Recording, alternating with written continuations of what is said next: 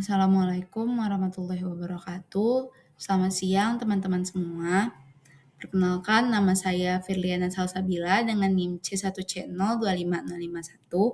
Pada kesempatan kali ini saya akan mempresentasikan materi berjudul cara menghitung pajak dan norma perhitungan. Lalu selanjutnya saya juga akan membahas tentang cara menghitung pajak berdasarkan norma perhitungan. Baiklah, yang pertama kita harus mengetahui apa cara menghitung pajak terlebih dahulu. Nah, untuk dapat menghitung pajak penghasilan dengan benar, terdapat beberapa hal mendasar yang harus kita pahami sebagai wajib pajak. Dasar perhitungan pajak penghasilan adalah penghasilan kena pajak atau PKP. Lalu terdapat 4 sumber penghasilan yang diakui menurut UU Perpajakan. Yang pertama penghasilan dari usaha dan kegiatan, yang kedua penghasilan dari modal, yang ketiga penghasilan dari pekerjaan dalam hubungan kerja dan pekerjaan bebas, yang keempat penghasilan lain-lain seperti pembebasan utang, hadiah, dan sebagainya. Lalu pajak penghasilan baik bagi wajib pajak dalam negeri dan bentuk usaha tetap atau BUT dalam setahun itu dihitung dengan cara mengalihkan penghasilan kena pajak atau PKP dengan tarif pajak sebagaimana diatur dalam UU PPH pasal 17. Untuk menghitung PPH dapat digunakan rumus sebagai berikut. Untuk wajib pajak badan yaitu penghasilan neto dikali dengan tarif pasal 17, lalu untuk wajib pajak orang pribadi itu penghasilan neto dikurangi dengan PTKP lalu dikali dengan tarif pasal 17. Nah, selanjutnya norma perhitungan. Jadi norma perhitungan penghasilan neto itu merupakan pedoman yang ditetapkan oleh Direktur Jenderal Pajak untuk menentukan besarnya penghasilan neto bagi wajib pajak orang pribadi yang tidak menyelenggarakan pembukuan secara penuh. Norma perhitungan ini itu terdiri atas dua. Yang pertama, norma perhitungan umum dan norma perhitungan khusus. Nah, norma perhitungan umum ini berlaku untuk wajib pajak orang pribadi yang menjalankan usaha atau melakukan pekerjaan bebas dengan peredaran bruto setahun kurang dari 4,8 miliar. Nah, kalau yang norma perhitungan khusus itu diperuntukkan bagi wajib pajak tertentu, terutama bagi wajib pajak yang dalam menjalankan usaha atau pekerjaan bebasnya berkaitan dengan dunia internasional. Nah, terdapat beberapa syarat juga yang harus kita penuhi dalam penerapan norma perhitungan. Antara lain yang pertama, wajib pajak orang pribadi memilih menggunakan norma perhitungan diwajibkan memberitahukan kepada kantor pelayanan pajak atau KPP setempat selambat-lambatnya pada akhir bulan Maret dari tahun pajak yang bersangkutan. Lalu penghasilan neto dihitung dengan mengalihkan angka persentase yang tercantum dalam norma dengan jumlah peredaran usaha atau penghasilan bruto dari pekerjaan bebas tahun. Dalam metode ini, biaya-biaya tidak lagi diperkenankan untuk dikurangkan. Khusus untuk wajib pajak orang pribadi, penghasilan neto masih diperkenankan untuk dikurangkan dengan penghasilan tidak kena pajak atau PTKP. Bagi wajib pajak yang memiliki lebih dari satu usaha, maka penghitungan penghasilan netonya harus dikalikan dengan memperhatikan masing-masing jenis usaha dan tempat usaha. Sesudah itu, penghasilan neto tersebut akan dijumlahkan. Perhitungan pajak penghasilan menggunakan norma perhitungan dilakukan dengan langkah-langkah sistematis.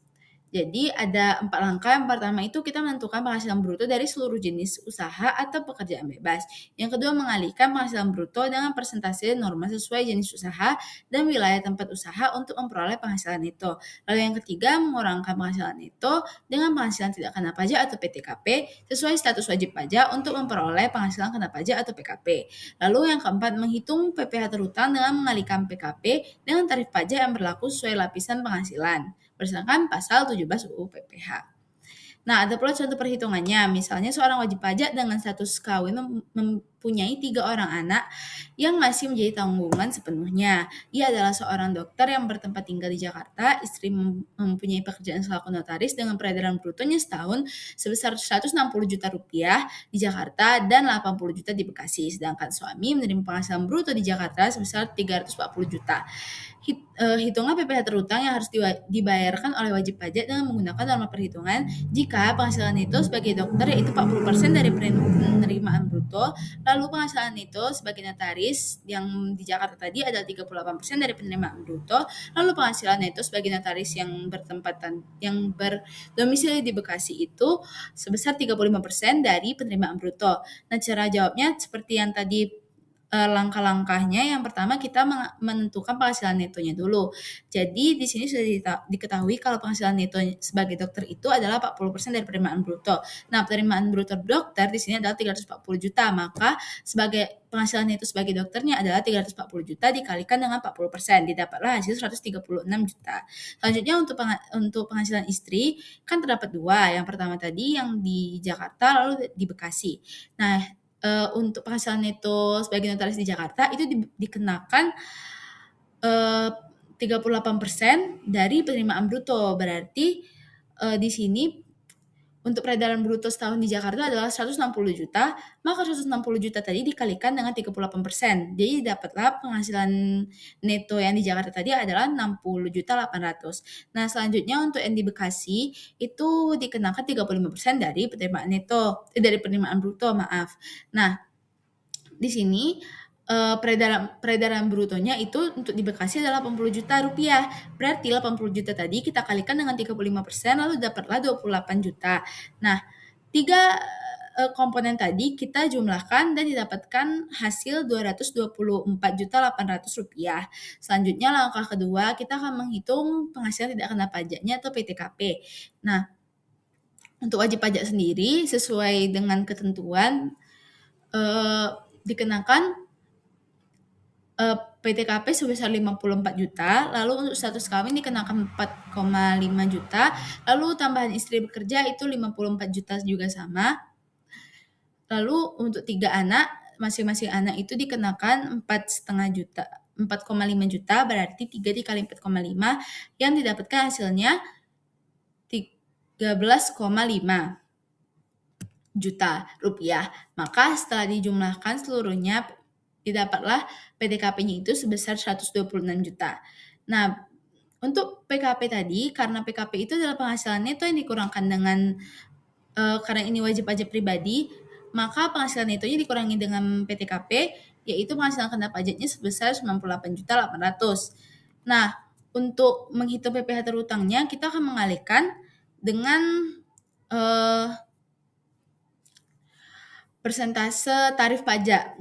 Jadi, mengacu pada pasal 17 ayat 1 huruf A UU Pajak Penghasilan sebagaimana diubah oleh UU HPP, lapisan tarif PPh orang pribadi itu adalah sebagai berikut. Jadi, kalau misalnya sampai dengan 60 juta itu dikenakan 5%, lalu range 60 sampai 250 dikenakan 15%, lalu 250 hingga 500 itu dikenakan 25%, serta 500 hingga 5 miliar 500 juta hingga 5 miliar dikenakan 30%, dan jika di atas 5 miliar maka dikenakan 35%. Nah, jadi di sini tadi kita dapatkan hasilnya 98.800.000.